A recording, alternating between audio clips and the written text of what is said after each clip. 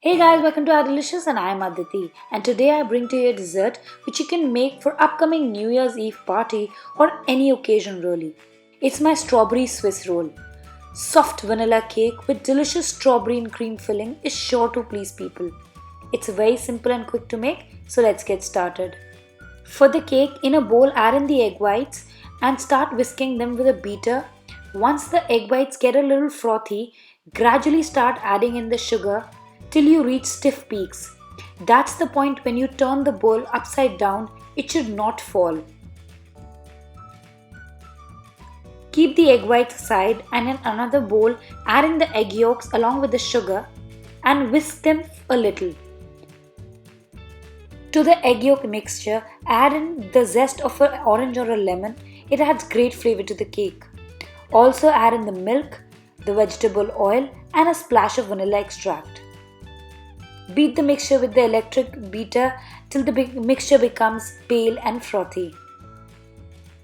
Then place a sieve on the bowl and sift in some all-purpose flour, some cornstarch and a little bit of salt.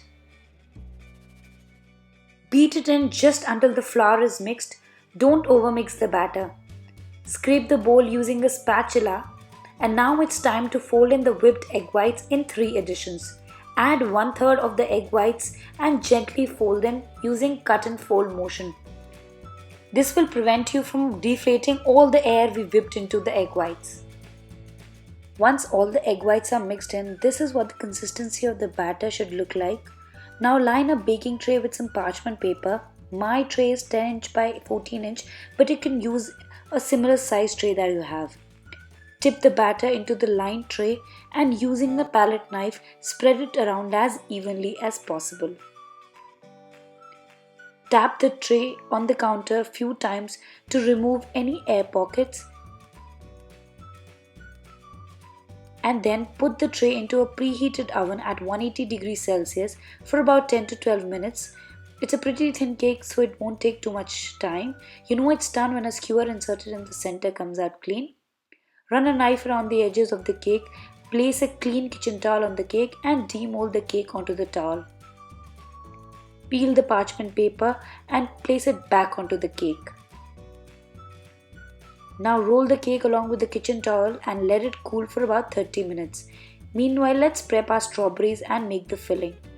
To prep the strawberries, remove the top and cut them into long wedges like this.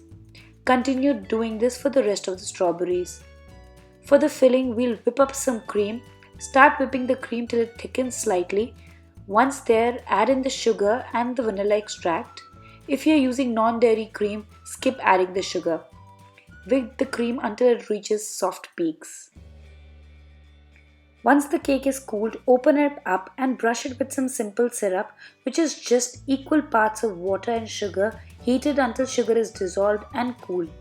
This will prevent the roll from drying out. Then spread a layer of whipped cream with a palette knife, leaving an inch from the one edge to prevent the cream from spilling out. Place the strawberries in a line like this, each row separated with a little bit of space in between. Now with the help of the kitchen towel, roll the cake.